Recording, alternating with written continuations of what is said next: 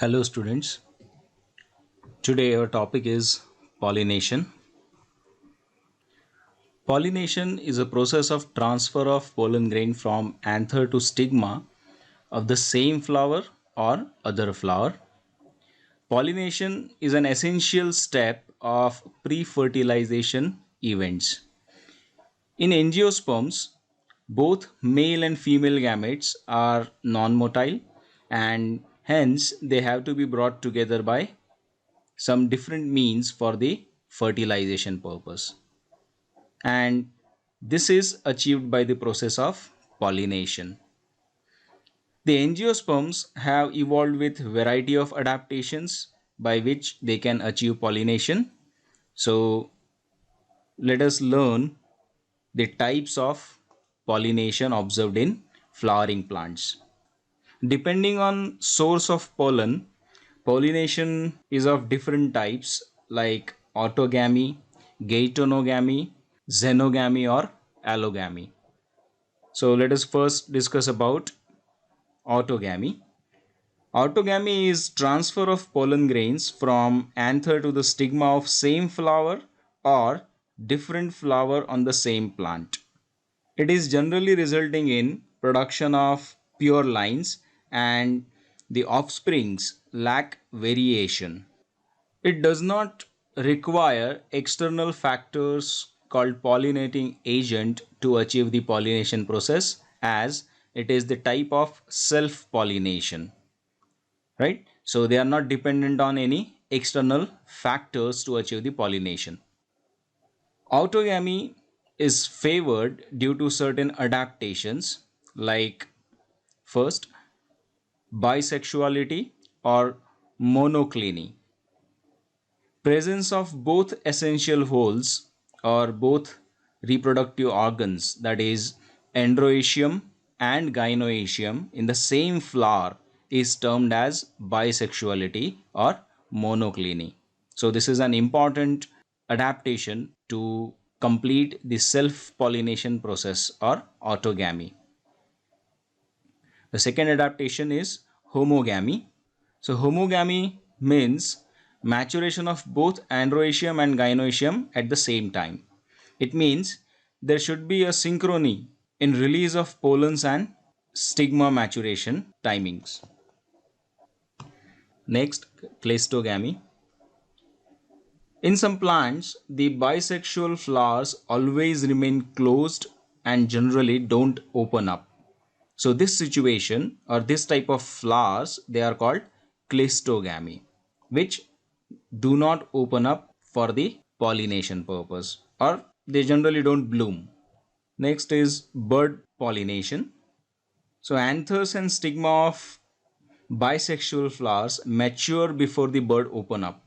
Hence, self pollination takes place at the time of bud stage itself. So flower need not to wait for opening up the bud in order to achieve the process of pollination. Plants like Viola, Oxalis and Commelina produces chasmogamous and clistogamous flowers on the same plant. So chasmogamous means open type of flowers, while clistogamous means closed flowers, right?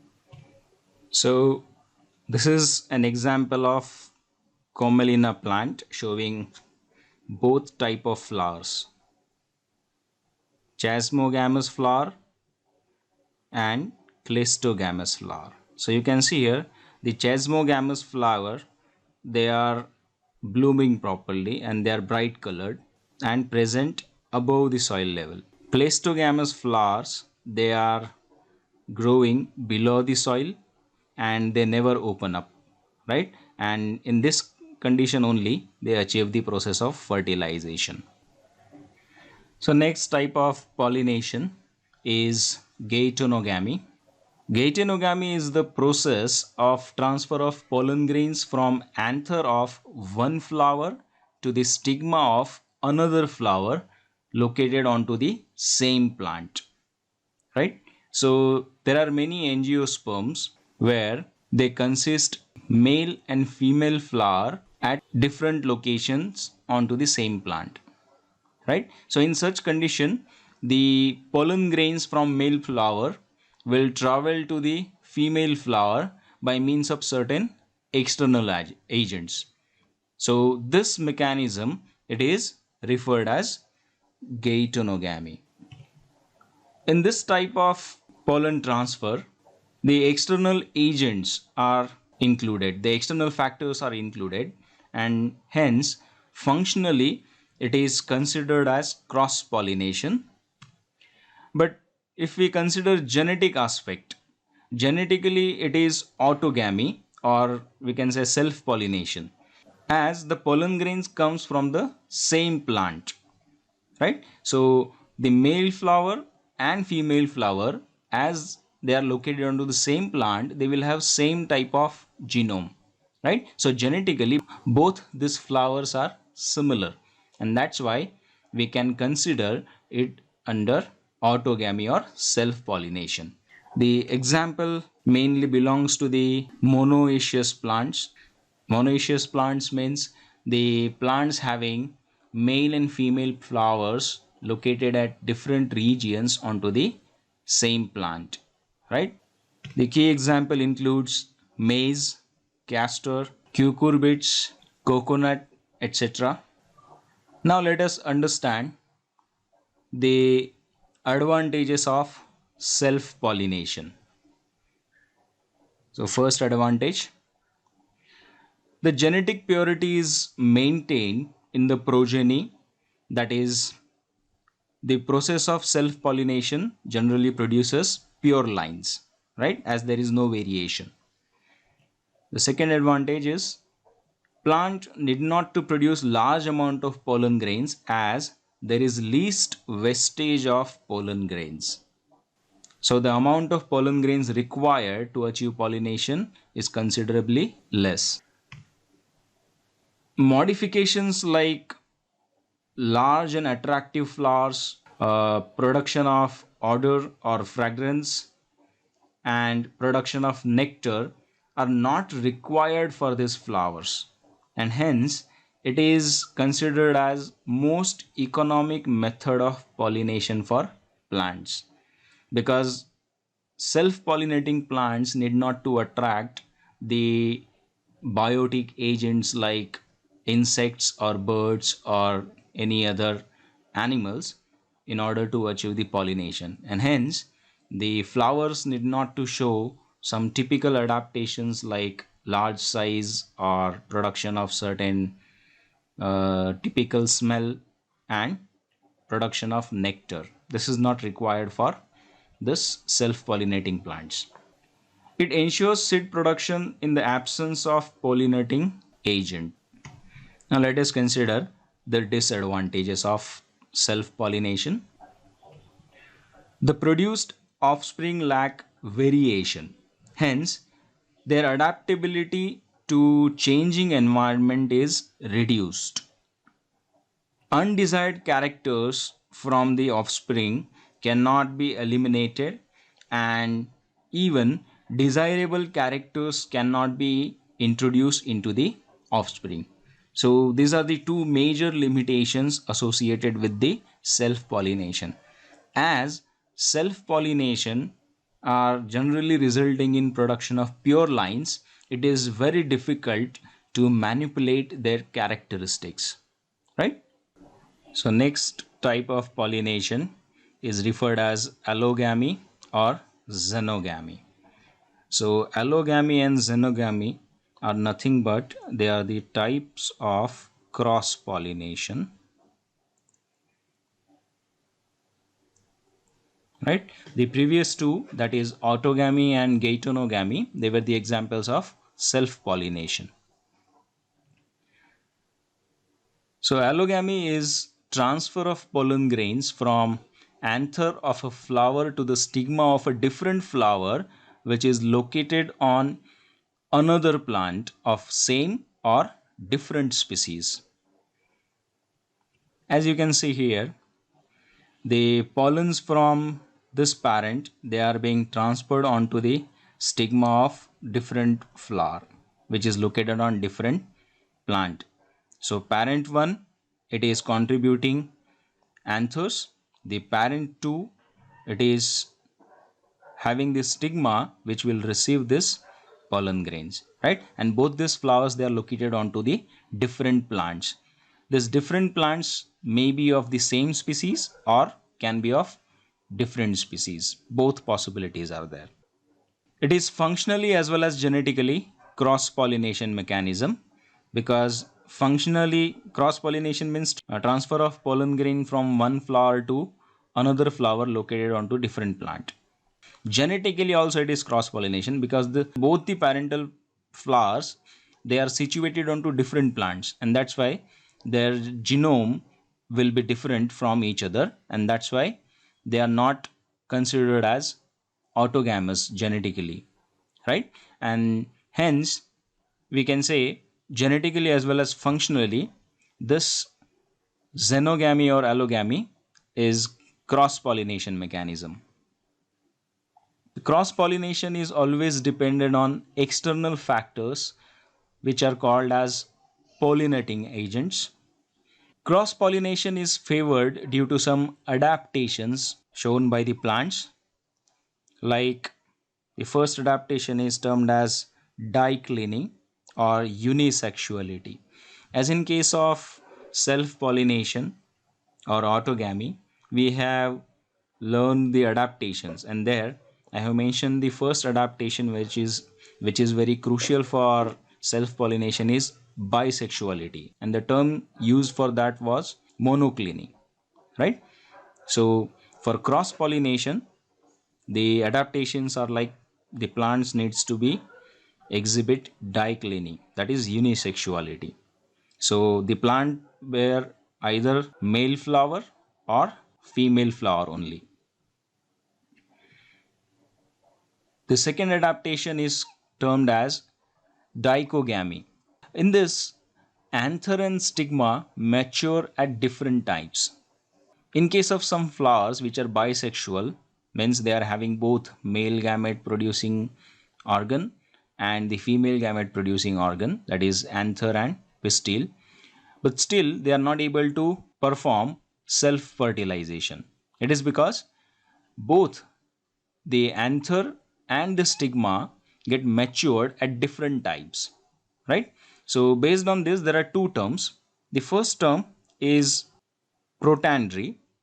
So protandry means here anther mature earlier than the stigma, right? So by the time the anther is getting matured, the stigma is still not able to receive the mature pollen grain, right? And that's why self pollination is not possible, right? So protandry can be observed in some plants like cotton, salvia, sunflower, right?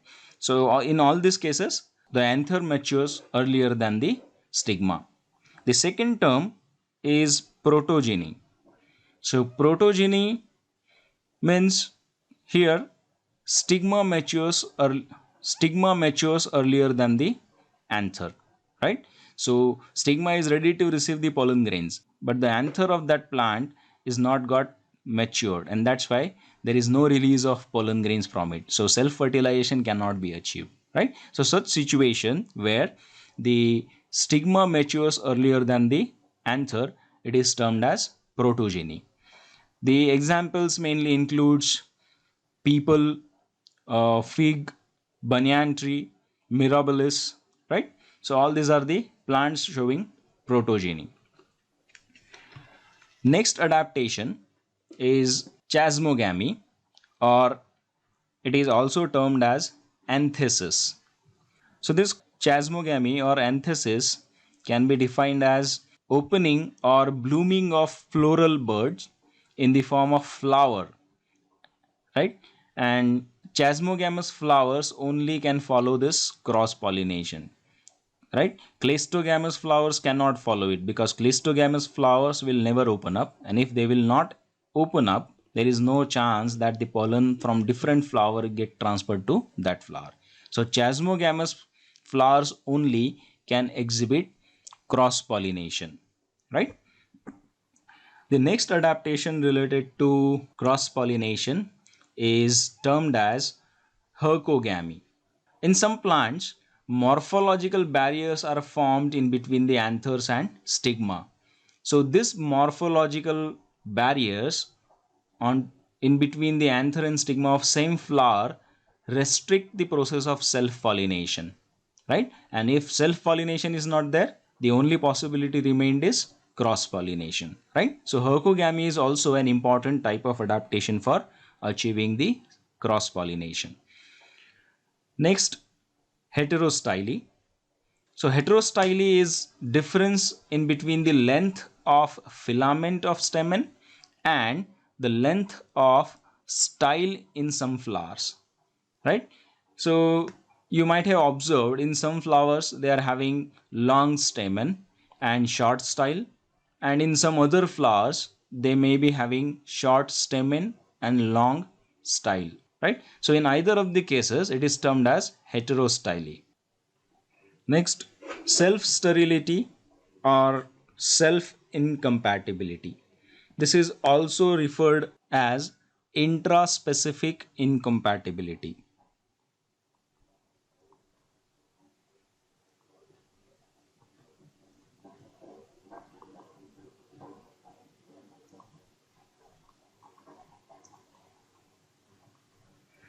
So in this condition, the pollen grains of bisexual flower can't germinate onto the stigma of the same flower, and this is generally referred as self-sterility or self-incompatibility. Though the pollen grain is getting transferred onto the stigma, but still, because of some reasons, the pollen grain is not allowed to germinate, and so that the pollen tube will not be produced and there will be no fertilization, right? So though the flower is bisexual, but still, because of self incompatibility, self pollination is not achieved, and the plant need to be dependent on cross pollination process.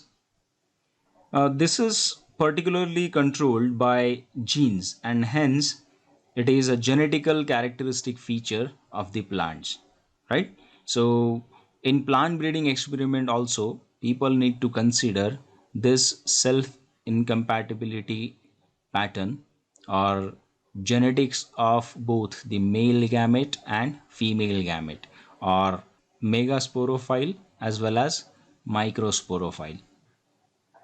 Now let us learn the advantages of cross pollination. The first advantage is cross pollination introduces genetic recombinations, and hence in all the offspring we can observe variation due to this genetic recombination. Cross pollination increases the ability of the offspring to adapt various changes in environment. The defective character of race is eliminated and replaced by the better characters.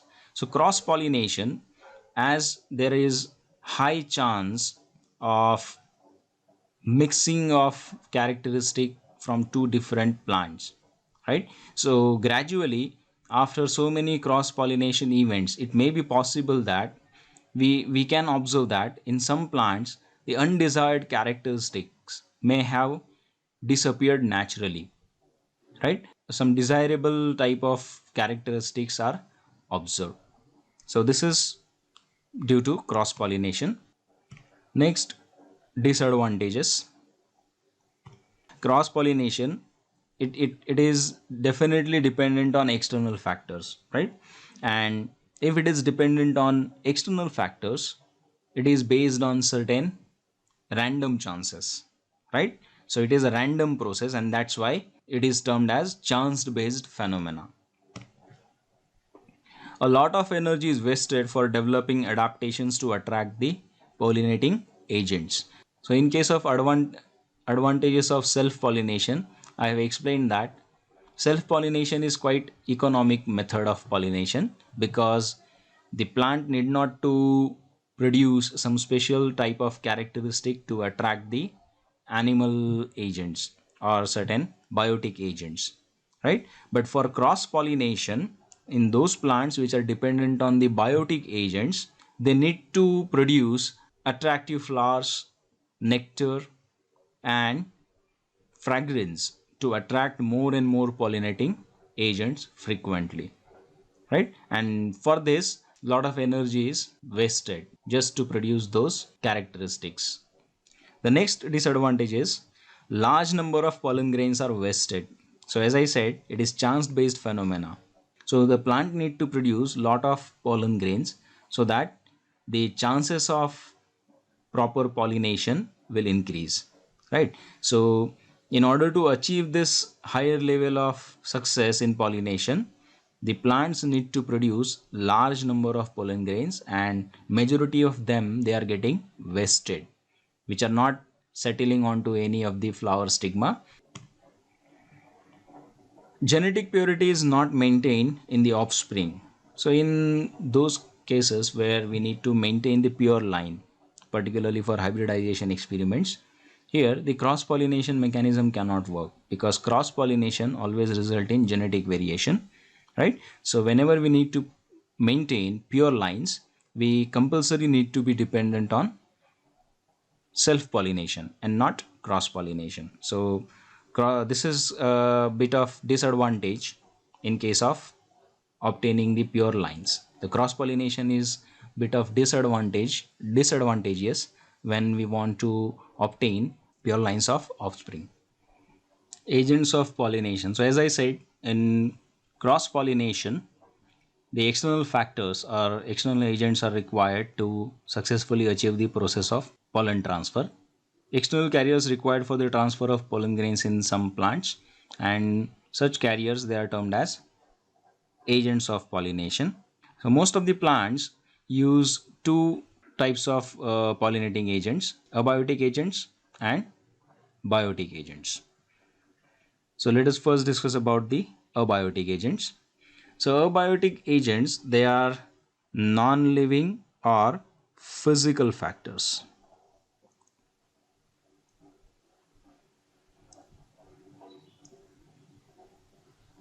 right? And this particular strategy of using abiotic factors or abiotic agents for pollination is observed in very small proportion of plants, and the two main abiotic agents used by different plants, wind and water, right? So whenever the pollination is achieved by wind, it is termed as anemophily,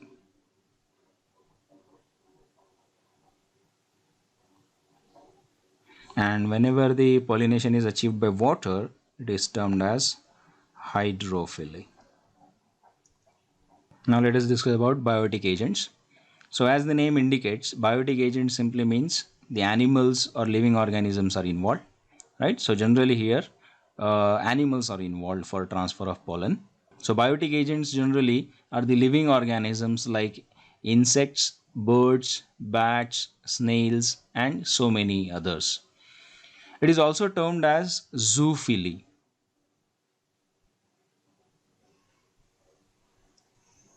Again, depending on pollinating animals, it is termed differently. For example, if it is pollinated by insects, then it is termed as entomophily.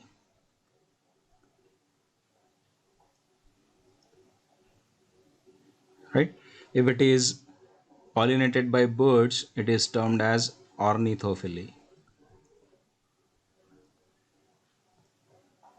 If it is pollinated by snails, then it is termed as malacophily.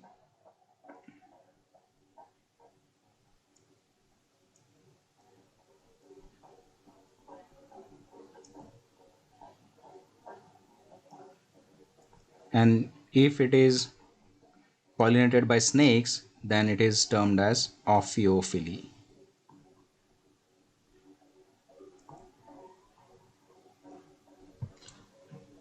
Right? So these are few examples of biotic agents and related terms. So all this entomophily, ornithophily, malacophily and ophiophily comes under the zoophily, right? So majority cross-pollinating plants they use either of these two agents, abiotic or biotic. So we will stop here for this lecture. In next lecture, we will discuss in detail about this pollinating agents and interaction between the pollen grains and pistil. Till then, goodbye.